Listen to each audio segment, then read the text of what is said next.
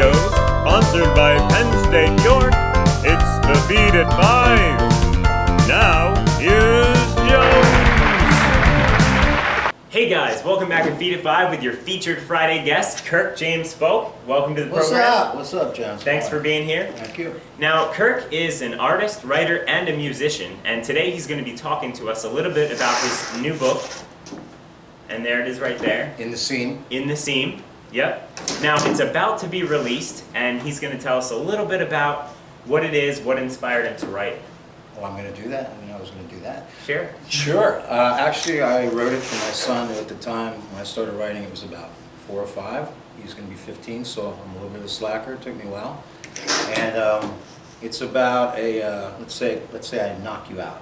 Mm-hmm. Not that I could knock you out, but if I could knock you out. And you're unconscious or you're in a coma, your essence goes to this surreal realm known as the Seam. Mm-hmm. Now, the problem is that people are not getting out of the Seam. So, two of the main characters, a 9-year-old boy named Frank Frandoza and a teenage dropout named Ivan Blastoff, both end up in the Seam, and they band together with a bunch of improbable heroes to try to get out of the Seam. But of course, once they're out, because they're heroes, they need to get back in and save the people in the Seam. Wow. It's called a quandary. Anyway, so it's a comedy. It's like a social satire mixed with juvenile whimsy kind of thing. What audience is it designed for? I'm going with young adult, although I call it a children's book for adults. My good friend, who's been my drummer for years, Alan White, calls it a book for adolescents of all ages. So excellent. He gets that quote. We get to give that to him. There you go. That's it. He owes me some money now. Excellent. Now, the book deals with some music, you said, right, too? Well, there is music in the book. They try to put a band together to get out of the Seam. I'm not going to explain how that works. That doesn't sound like it would work, but somehow it does. Magic of writing. So there are songs and musicians in the book, so I thought, why not write the songs? And I recorded the 8 songs from the book and put on a CD that's going to come with it. It accompanies the text. Wow, that's a pretty cool concept. You got the illustrations and you got the music all done by you. This is why it took a while. Triple threat kind of thing. Triple there you go. Threatening, yes. Yeah. Another issue that's going on in the Seam is that the residents, the people who've been there for a while, and time doesn't really move there, they start to become physical manifestations of their personality, like this, a crocodile. Or this, who I use in my Twitter account, Attila, so my Twitter name is Attila in the Seam, if anyone wants to jump on board and follow me. I follow back. Excellent. Yeah.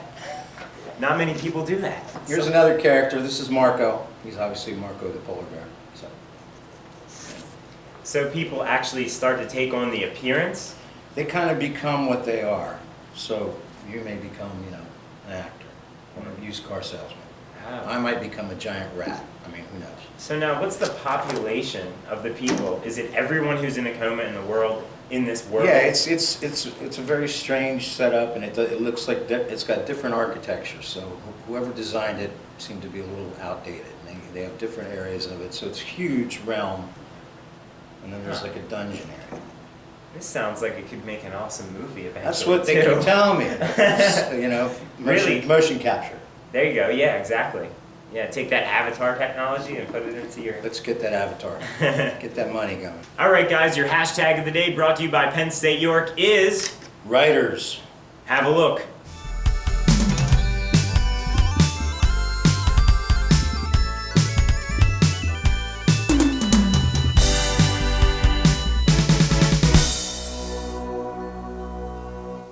This is just sort of randomly I'm picking something that goes with this picture right here. Lotta clenched her ham-sized fist and sent a vicious uppercut to Shirley's 4th chin. Ivan remained impervious to the scene until his world was rocked by a rock. The projectile hurtled from a passing car, barely missing Ivan's spit curl. It shattered Pop's plate glass window before spitting to rest in front of the pork rind display. The culprit sped off in a cloud of gravel, laughter, and oily exhaust. To Ivan, this was a grievous affront. He was kid cool. You don't throw things at cool kids. You orbit around them, mimicking their every move. You memorize and repeat their every word. You find ways to be seen with them and trick them into speaking to you when there are witnesses on hand. What you don't do is throw rocks at their spit curls. Ivan sprang into motion like a well-fed schnauzer, bounding around the corner in lukewarm pursuit. The Gruber sisters continued brawling. unaware that the object of their affection had flown the coop. There you go. Very cool. So now we're going to ask you a little bit about your writing process, because for a lot of people, they look at a blank page and they're just terrified, and me included. I always feel like when I write something, I'm limiting the potential, the ideas that are in my head to a page, and I always get scared that I'm going to forget something or not make it as good as I could. So what's your process? How do you overcome those things? I'm fearless. I just pour it out there. It doesn't matter if it's good or not. You Wow. can't stop me. The process is I get an idea and I try to run with it. There's a lot of editing that goes on. Actually, several years is what some of the problem was that it took me to edit it. So do you ever think of something, go back to a previous chapter that you're writing and put it in there? Oh yeah, to change I things save in the I whole save scheme? tons of things. I save stuff, set it aside, cut it out, put it on the side, and it may even come into play in another story if I don't think it works here. Mm. So that's happened for years too. When I wrote songs, I had a big box full of just little things scribbled on the napkins or wherever, and I would use them. If I didn't have an idea for a song, I might grab that, come up with something. That napkin thing seems to be a theme among creative people. Does It's it? always, Yeah. I've heard that Eminem has done that. Now I don't know, if it's confirmed, but I've heard that the whole Harry Potter story, the first book, was written on napkins because Oh, yeah, she was too yeah. poor or something. Right, too. I heard that But I don't know. I mean, if she could afford a cup of coffee, you'd think she could get some paper. But I guess it's just sort of Well, write it on like your arm, whatever just so it you don't takes. forget it. Whatever you grab, whatever Right. you have in the moment. Yeah, well, I would wake up in the middle of the night and just grab some, write Yeah. it down, scroll it down so you don't forget. So I've thought about doing that many times, and I'm like, oh, I'll remember it tomorrow. And then the next day, I'm like, what was that? that's the That's problem. why you See, write when down. you get older like me, you go, huh? What? A minute later. So I write everything down constantly. So you have a lot of notes that probably go along. Tons of notes. With that book. Right. I know. Yeah. My pockets. Yeah. All now. Now I see you did bring your guitar. It's off set, guys. But can you play us a little something? Because, like I said, musician too. Yeah, I can play you a short song from the book. if you like. Excellent. Perfect. And I've seen the show, so I know they're going to cut this out. So I'll be pissed off later. Fair Can I enough. even say that? Yeah. All right, this is called I Ain't Going to Poughkeepsie.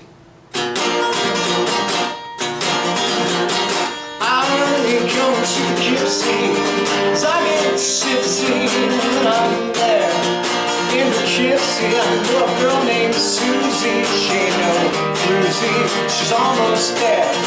We was met, she said that she knew me, and then she blew me a kiss hello. I get confused by her affection and the direction she wants to go. She says she loves me and she loves me not. I ain't her daisy to be plucked in the dark. I thought you pure and my heart is true. And then she flashed me ahead of something new. That's why I ain't going to Poughkeepsie, 'cause I get tipsy when I'm there. I can't escape with songs like sirens. It's as beguiling as purple air. It's like a roller coaster going up and down. To be quite honest, off with floating on the ground. I get so dizzy that I hardly know my name. This is love that I think it all the pain. That's why I ain't going to Poughkeepsie. She said she missed me when I'm away, but I ain't going to Poughkeepsie. No, I ain't going to Poughkeepsie.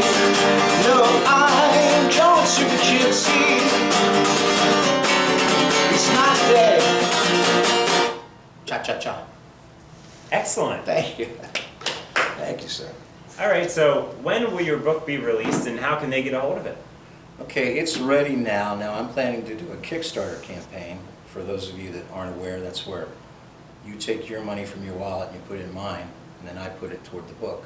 But I will have plenty of perks for this. You can't, you're going to get like a CD, a t-shirt, the book itself, the audio book when I produce it, and your name in the back. Thank you. This is all for just $1. Oh wow. If you more than $1, That's like very I'm gonna come generous. clean your house, babysit your bald-headed granny, whatever. But anyway, so the Kickstarter is going to start hopefully beginning of April. Although looking at that's next week, and April Fool's Day doesn't sound like a good day to start. So probably the second week in April, and then it should be out like a month and a half, 2 months after that.